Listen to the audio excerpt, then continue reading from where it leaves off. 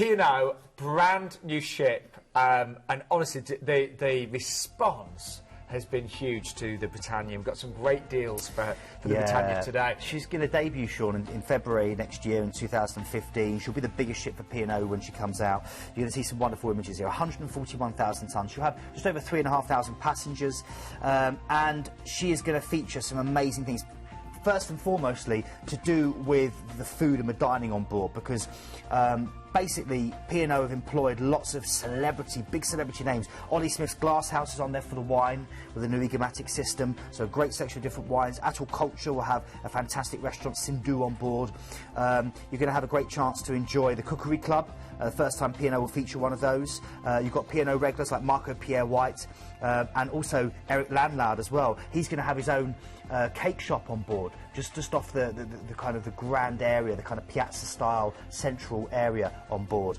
There's going to be purpose-built single cabins with balconies, a fantastic spa with a deck retreat and sports area, and a dedicated TV studio, which is going to be very similar to what the Royal Princess had. And this is going to be a great chance for you to see the daily TV show, to see game shows and be part of a live TV audience. 175 years of history has gone into this. This ship is being designed by Richmond, and again they have designed such iconic hotels as the Langham, the Mandarin Oriental in Hyde Park, the Intercontinental Hotel. So this ship is going to be absolutely stunning. I really want...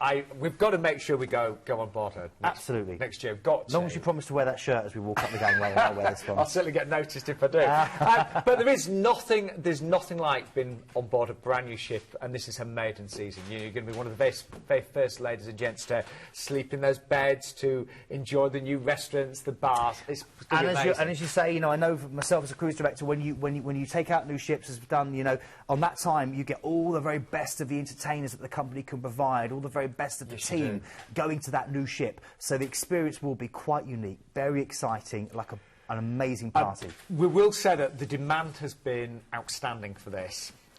So, first of all, let's show you the itinerary, because it's from Southampton. She's going to be based in Southampton, of course, isn't she? That's right, yeah. So really easy for people to go down and get on board. And again, no worries with taking all your clothing, as much clothing as you want to enjoy. Got a relaxing day at sea to work out your way around this amazing ship. And then you're going to hit Bergen. I've already talked about Bergen, the Hanseatic Wharf, Lake Nordas, and of course the funicular, which will take you up for amazing views. Great place. You see the funicular there with the lights just stretching up to the top of Mount Florian. Then we're going to Olden, and this is a little village that sits peacefully at the edge of the colossal Jostedal Glacier. This is Europe's largest ice floe. It covers 188 square miles. It's up to 2,000 foot at its thickest.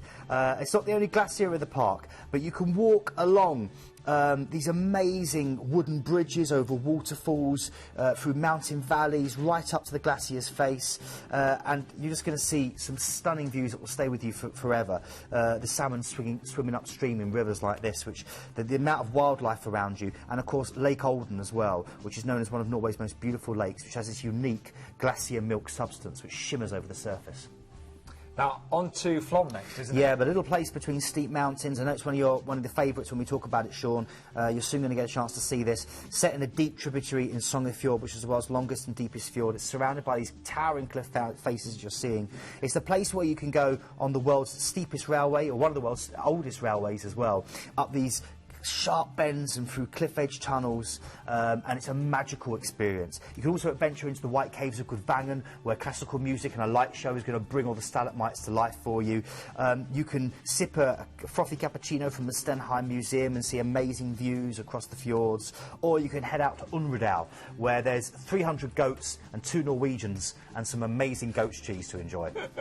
And then day 6 is Stavanger, isn't it? Yeah, sophisticated little city, which basically lives amongst this kind of patchwork of heather-covered hills and again, breathtaking fjords. This is where you do the beaches. They've got the Yar beaches, which stretch for about 13 kilometres. If you want to walk along some gorgeous deserted beaches, that's the place to do it. The actual town itself is very pretty, 18th century whitewashed wooden houses, with an old quarter where you'll see artists hard at work in their studios. And you'll also see 23 iron cast figures from Anthony Gormley that are scattered about, which match the ones in Liverpool on Crosby Beach. And really, what I want to say is from here you can head out to some iconic Norwegian landmarks like this. This is the Troll's Tongue. I've sat on the end there. It's breathtaking. You've sat on the end? Yeah, yeah, literally right Not on the very edge. end. Right at the edge. Well, you know, you can literally, we can always come to the end and dangle your legs over, depending on how brave you're feeling. And you can also go and see the Kajag boulder, which is basically a boulder stuck between two vertical drop-offs. You've got the Pulpit Rock as well. So many great places that you can head out where you're only going to see things like this in Norway. And then a final day at sea and back, of course, to Southampton. Now, we've got some amazing prices today. $699 is the lead price there. We're also going to give you free £90 on-board spend per cabin with every booking this Easter Sunday. If you have cruised with P&O previously, we'll also give you an extra 5% discount as well. And we've got some great single prices. There's nothing as magical as being on board a brand new ship, though, as we've said. And we've got, say, dates there throughout 2015. This is the maiden season, of course, for the Britannia. And great single price there. We've got a single special from only £1,049 per person. And as I mentioned, if you have cruised with P&O before, we'll even give you an extra 5% discount as well. Wow.